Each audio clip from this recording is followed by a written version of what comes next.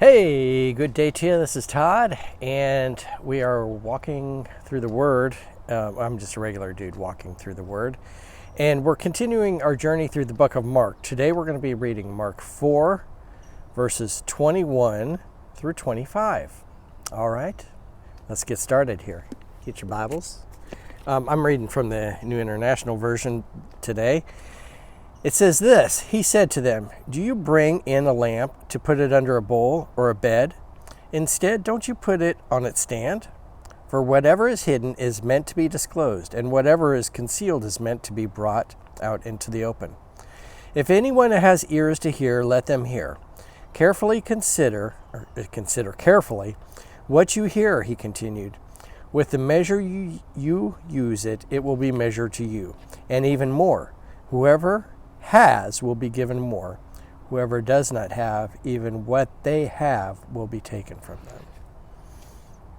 The Bible also says in another place, "You are a light of the world." Today, I want to show you a little something here.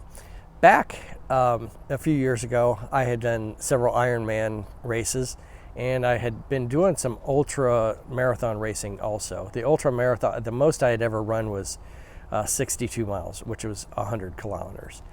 And naturally, when you started those races, when you started the ultra marathon, you'd start early in the morning before it was daylight, just so you could try and get all your miles in. And they had a time limit also. And then there was other people racing shorter distances during that same time, and then also people that would be doing a 100-mile race, okay? And they had a time limit also. But in reality, you're not going to, I'm not going to cover, 62 miles in all daylight, okay? So, you'd have to have a light early in the morning, and you'd have to have one late at night, later in the evening too. And most of these races are out in the wilderness, they're trails, so there's no street lights, there's nothing like that. Some of the Ironman races that I raced also ended up being like trails, and you would finish that because you did the swim in the morning and then the 112-mile bike, and then you had 26 miles to run, and realistically you were going to be running still in the dark. I was. There's some, the pros, would be finishing in the daylight, but for me, I was going to be finishing in the dark, so I needed a good lamp, a light. And so when I first started doing this, I bought a cheap light, and that was really annoying because you'd be tripping over roots and everything else. And so I did some research, and I was like, I need to find the best light in this situation. And so that's what actually, I think, saved me in some of those races, keep on going, because I had a good light. So this is the light. I still have it. And you can see here, it's a nice bright light. You see it there. Whoa. So anyway, I'll shut it off so you're not blinded. But the light, because you'd be out there running and you'd be out in that wilderness and it would get dark, and you'd be on this little path, but there's tree roots and everything else, and if you don't see them, you're in trouble. You're like falling all over this yourself, and good chance you're getting lost and stepping on an alligator or something crazy like that. So it was important to have a good light. So I got a good light. So Jesus talks about that. He says, he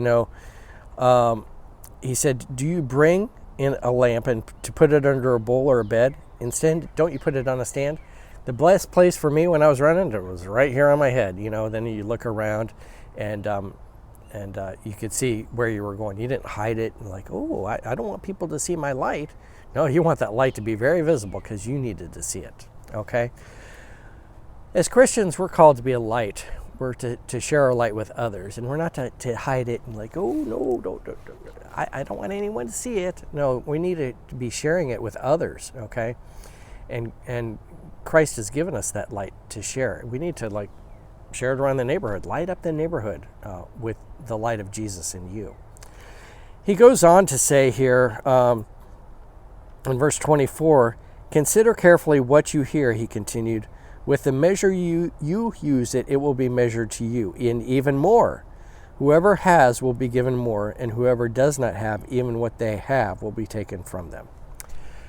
So you have light, and that light has been given to you, and more light is always available.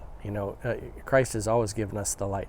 If you're living in darkness, that darkness, it's only going to get darker. Okay, it's not going to all of a sudden get light. So there'd be guys I'd be running with, and they had a wimpy light, and the batteries were about used up, and it just got darker. Okay, for them, and there was no hope for them. They were out there stumbling around, where am I going to go? But for me, I had this light, and then I also carried like ones that you had in your hand. They were called knuckle lights. You had those, so you were well lit. You were on your way. And in my aid station bags and stuff, I had batteries, backup batteries. So I was like, there's no way I'm going to be stuck out here in the dark. Okay. So in the same way, share your light with others. Share your light with others. Be consistent about sharing your light with others, sharing Jesus with others. And God's always going to supply more light for you. You're not going to run out. All right? So he says, in the same way, in verse 24, with what measure you use, it will be measured out to you. Don't be stingy about it. Don't be stingy about you having Jesus. Share it with others. Okay? When I'd be running with someone beside me, I'd be like, run beside me, because I got the light here. You need to be right here beside me to follow along. And they'd be like, yeah, sure. That sounds good. So share it with others.